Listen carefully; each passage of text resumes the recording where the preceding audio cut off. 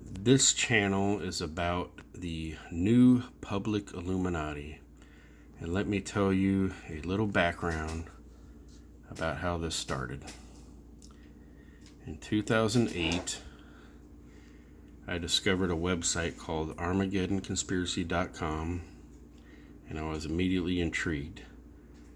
In fact, because of mainstream media and all the hype about the Illuminati, I was looking up different things about the Illuminati, and I looked up what is the religion of the Illuminati, and it led me to that website. So then I started reading, and I got really interested, and it all went down the rabbit hole from there. So this is the public Illuminati, which a couple years, I think, after they made the website, they said that as long as you agree with what they say and you work towards some kind of goal towards what they're working towards, you can be considered a first level member of the Illuminati. Like a first degree of the Illuminati. Today I'm going to be talking about the book, The Illuminati by Adam Weishaupt, published by Hyper Reality Books of Smashwords. This talks about, the author's rights and everything. And so Adam said that the ancient regime is a satanic order. The Illuminati's noble and historic mission is to release man's higher self by destroying the archons, the princes of the world, who prosecute Satan's will and hold mankind in their thrall. During his time, their corruption has reached its zenith in France. That diabolical tyranny is ripe for destruction. All that is required is a spark. We are the spark. Adam Weishaupt, Grand Master of the Illuminati, 1789. And I looked up how to pronounce his last name, so hopefully I'm pronouncing that correctly. Weishaupt seems to be an enthusiastic philanthropist. He is among those, as the excellent Price and Priestley also are, who believe in the indefinite perfectibility of man. He thinks he may in time be rendered so perfect that he will be able to govern himself in every circumstance so as to injure none, to do all the good he can, to leave the government no occasion to exercise their powers over him, and of course to render political government useless. This, is Godwin's doctrine, and this is what Robison, Burrell, and Morse had called a conspiracy against all government. And that was said by Thomas Jefferson in 1800. So this is their intro. The Illuminati. This is one of a series of books outlining the religion, politics, and philosophy of the ancient and controversial secret society known as the Illuminati, of which the Greek polymath Pythagoras was the first official Grand Master. The society exists to this day, and the author is a member working under the pseudonym of Adam Weishaupt, the name of the Illuminati's most notorious Grand Master. The Illuminati's religion is the most highly developed expression of Gnosticism and is called Illumination, or alternatively Illuminism. Dedicated to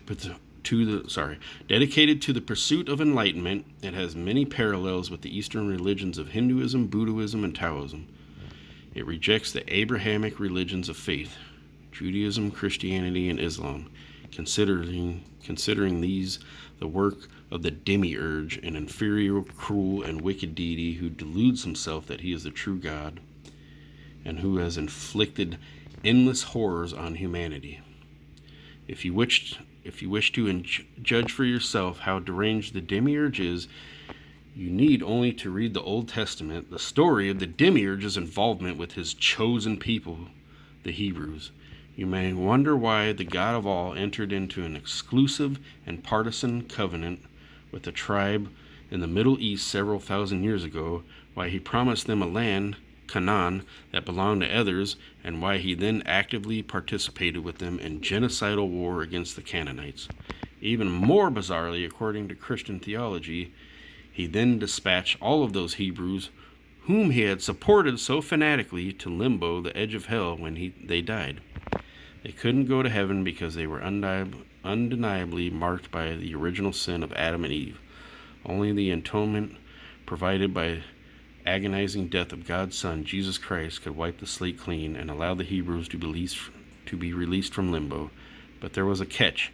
Only those who accepted Jesus Christ as their Lord and Savior were eligible for paradise. Of course, the chosen people of God have almost entirely injected Jesus Christ. Therefore, from the Christian perspective, nearly all of God's chosen people are now in hell proper. Don't you find God's behavior distinctly odd, indeed unbelievable? Don't alarm bells start ringing? Doesn't the behavior of this God sound rather more like what would be expected of Satan? Of course, right? Only Satan would want to put everybody in hell, not the true God. Remember that this same God ordered Abraham to perform human sacrifice on his own son Isaac. That's pretty fucked up, right? You're going to order a father to kill his own son to show his obedience? Abraham, rather than rejecting this monstrous command, rather than denouncing the creature that gave it as evil incarnate, agreed to butcher his own flesh and blood to demonstrate how savagely and mindlessly obedient he was, the prototype of all psychopathic, fanatical believers. And man, do we have a bunch of those nowadays. Frothing at the mouth, wanting to kill everybody who doesn't agree with them. Does God's command to Abraham sound like something that would ever pass the lips of the true God? I don't think so. We pity you if you think it does belong, because you are surely a creature of the demiurge and one of the legions of the damned. Basically, you're a devil worshiper. If, however, you doubt the credentials of the Abrahamic God, you may be receptive to the message of the Illuminati and our future-oriented, rational, scientific, mathematical, and dialectic religion of light, illumination. And for the next video, I will start on the oldest secret society in the world. Thank you, everybody. This is Arthur Magus, and have a good day.